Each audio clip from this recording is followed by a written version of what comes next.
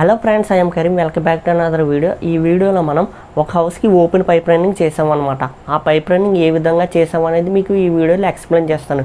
వీడియోని స్కిప్ చేయకుండా చూసినట్లయితే మీకు కంప్లీట్ ఇన్ఫర్మేషన్ అనేది అర్థమవుతుంది. ఇక లేట్ చేయకుండా వీడియోని అయితే స్టార్ట్ చేసేద్దాం.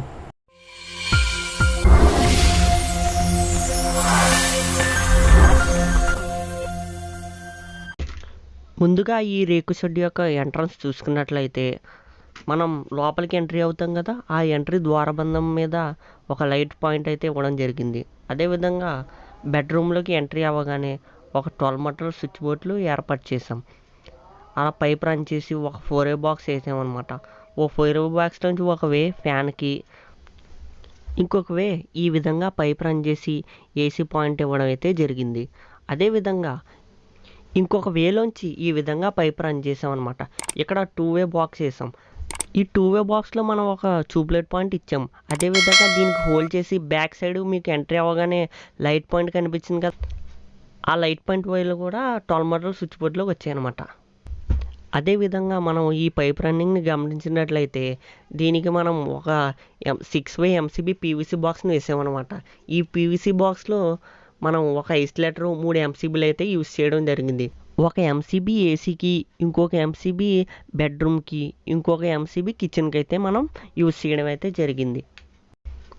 ఇప్పుడు మనం కిచెన్లోకి వెళ్ళి కిచెన్లో పైపులు ఏ విధంగా రన్ చేసామనేది చూద్దాం పదండి.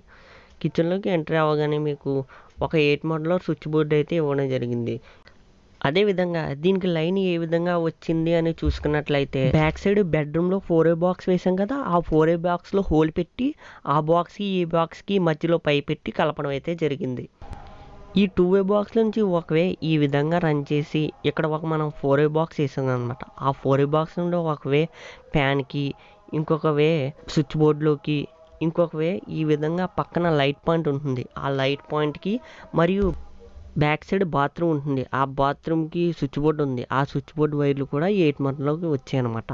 అదేవిధంగా 2A బాక్స్లో ఇంకొక వే ఉంది కదా, ఆ ఇంకొక వే యొక్క పైపుని ఈ విధంగా పైప్ రన్నింగ్ చేసి మనం కింద కిచెన్ ప్లాట్ఫారం మీదకి ఒక స్విచ్ బోర్డు ఇవ్వడం అయితే జరిగింది.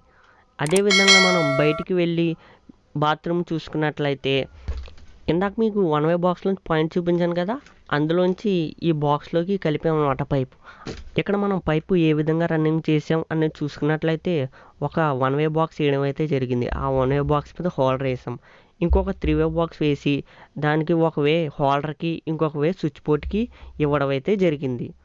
ఈ వీడియో మీకు నచ్చినట్లయితే లైక్ చేయండి, షేర్ చేయండి, సబ్స్క్రైబ్ చేయండి. Thanks for watching. జై హింద్.